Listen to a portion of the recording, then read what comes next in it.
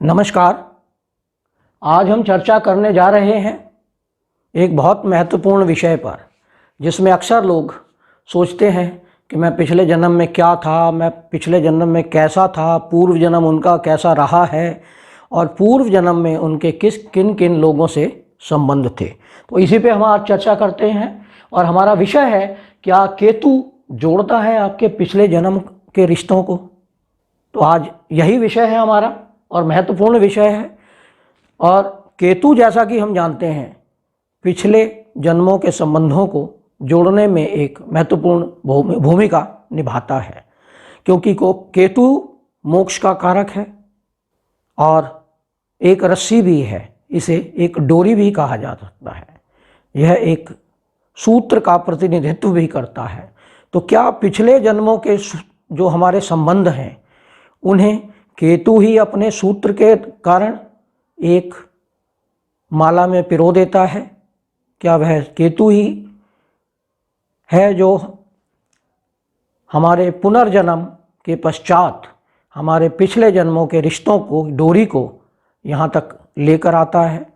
तो आज हम इसी पे चर्चा करते हैं। सबसे पहले हम उन दर्शकों का अभिवादन करते हैं जिन्होंने हमारे इस चैनल को सब्सक्राइब किया है, लाइक किया है और शेयर किया है।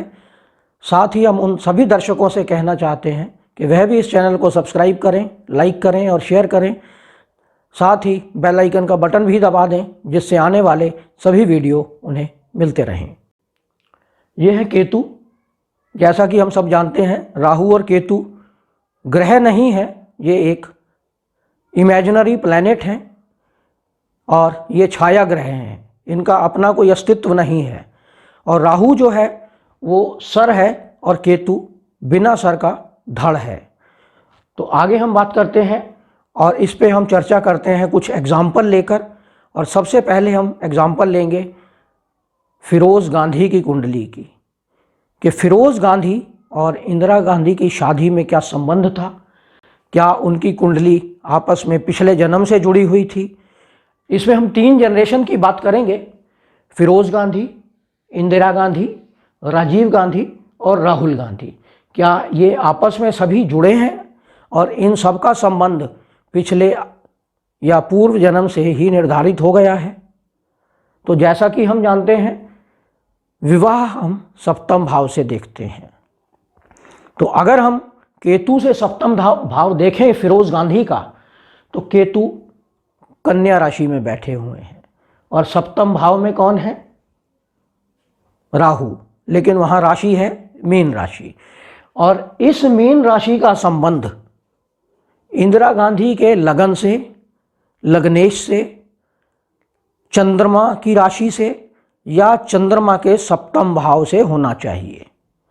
तो अगर हम देखें कि बृहस्पति इंदिरा गांधी के 11वें भाव में बैठा हुआ है और लगन कर्क लगन है।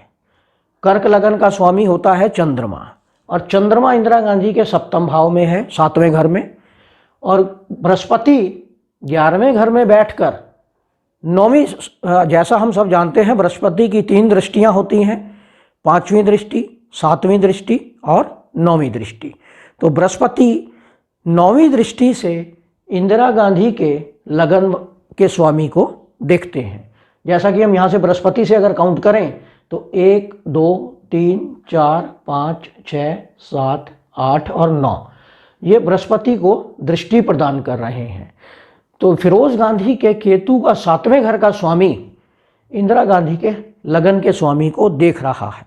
तो यह निर्धारित होता है कि इंदिरा गांधी का फिरोज़ गांधी के साथ पिछले जन्म का संबंध था।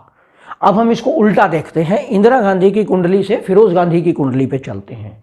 अगर हम इंदिरा गांधी की कुंडली में केतु को देखें तो केतु यहाँ बैठे हुए हैं मिथुन राशि में, 3 नंबर की राशि है।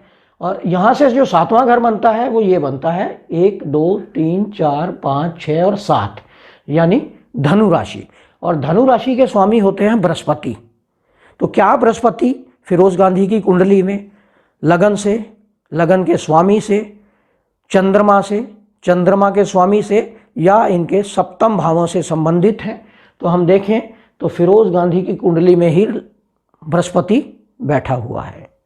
तो यह भी संबंध होता है, निश्चित होता है कि इन दोनों की कुंडलियां पूर्व जन्म में ही निर्धारित हो गई थी। अब हम चलते हैं राजीव गांधी की कुंडली पर। तो राजीव गांधी, जैसा कि हम जानते हैं, इंदिरा गांधी की और फिरोज गांधी की संतान है। तो इन दोनों की कुंडली से इस कुंडली को मैच होना चाहिए। जैसा कि हम देखते हैं, संतान को हम पंचम भाव से देखते हैं, पांचवें घर से।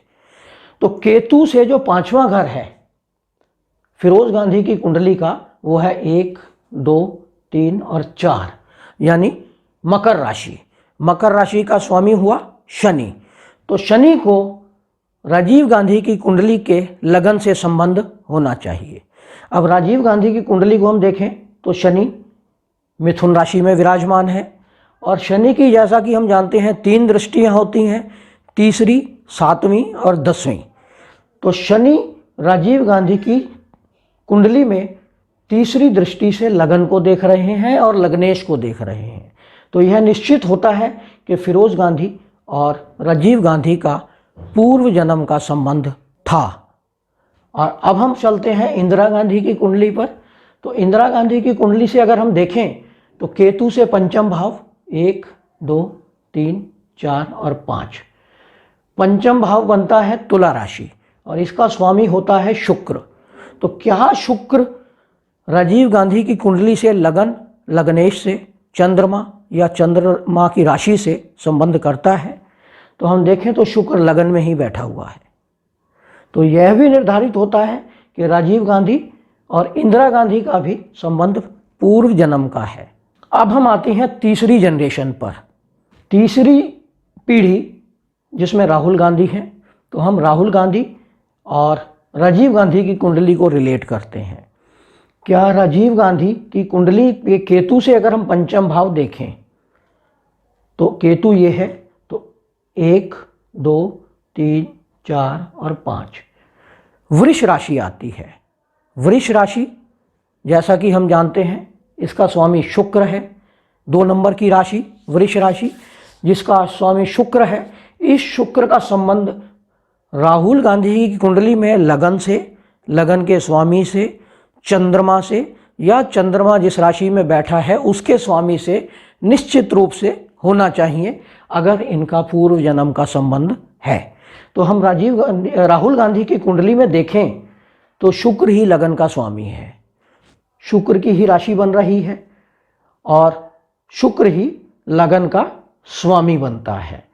तो इस प्रकार यह निर्धारित होता है कि राहुल गांधी और राजीव गांधी का भी पिछले जन्म से या पूर्व जन्म का आपस में संबंध रहा है।